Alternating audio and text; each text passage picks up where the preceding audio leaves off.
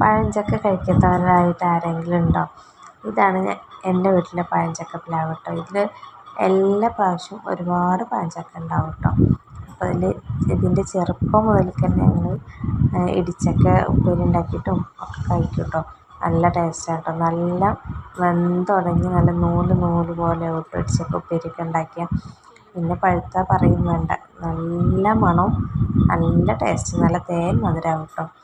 അപ്പോൾ ഈ ചക്ക പിന്നെ ഓവറായിട്ട് വലിപ്പം വയ്ക്കില്ല കേട്ടോ. ഏകദേശം ഈ ഒരു സൈസാവും അധികം വണ്ണം ഉണ്ടാവില്ല. ഈ ഒരു വണ്ണം ഈ ഒരു വലിപ്പം ഉണ്ടാവുള്ളൂ.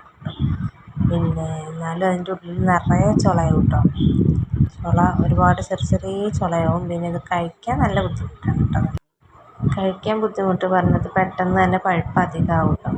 പിന്നെ നമുക്കങ്ങനെ മറ്റ് ചക്ക തിന്നും പോലെ അങ്ങനെ കഴിക്കാൻ കഴിയില്ല. പിന്നെ ചക്കക്കൂട്ടാൻ വെച്ചാലും നല്ല ടേസ്റ്റാണ് കേട്ടോ. പിന്നെ ഇത് കഴിച്ചവരൊക്കെ ഇവിടെ വന്നിട്ട് വീണ്ടും മേടിച്ചു കൊണ്ടുപോകും. അടുത്തുള്ള വീട്ടിലുള്ള ആൾക്കാർക്ക് എല്ലാവർക്കും കൊടുക്കലുണ്ട് കേട്ടോ. പിന്നെ മഴ പെയ്ത അങ്ങനെ വെറുതെ വീണ് നാശമായി പോവുകയാണ്. അപ്പോൾ പഴുപ്പ് വെള്ളം ഇറങ്ങിയിട്ട് വെറുതെ നാശമായി പോവും.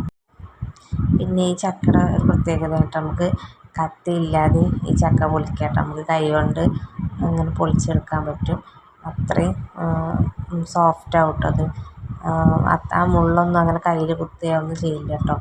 ചക്കയുടെ മുള്ള അങ്ങനെ അത്ര ബുദ്ധിമുട്ടൊന്നുമില്ല. ചക്ക പൊളിക്കാൻ കത്തിയില്ലാതെ തന്നെ നമുക്ക് പൊളിക്കാം കേട്ടോ. അപ്പോൾ ഞാൻ വെറുതെ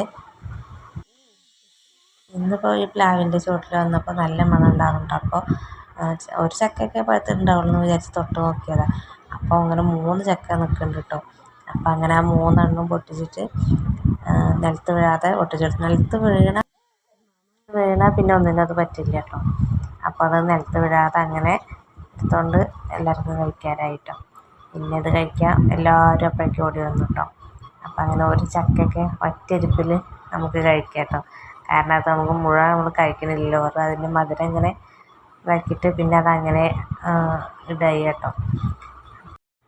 ഇവിടെ ഈ ചക്ക എല്ലാവർക്കും നല്ല ഇഷ്ടമാണ് കേട്ടോ.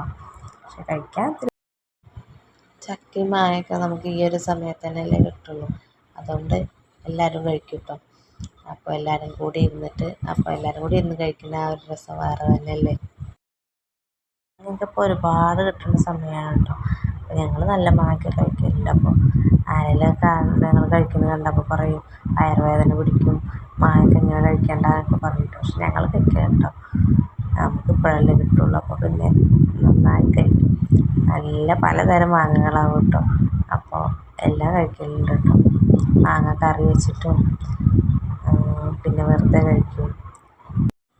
നമ്മളെ കുട്ടികൾക്കൊക്കെ വിശ്വസിച്ച് കൊടുക്കാൻ പറ്റിയ സാധനങ്ങളാണ്. നമ്മുടെ വീട്ടിൽ തന്നെയുള്ള മാങ്ങയും ചക്കയൊക്കെ. അതുകൊണ്ട് തന്നെ ധൈര്യമായിട്ട് എല്ലാവർക്കും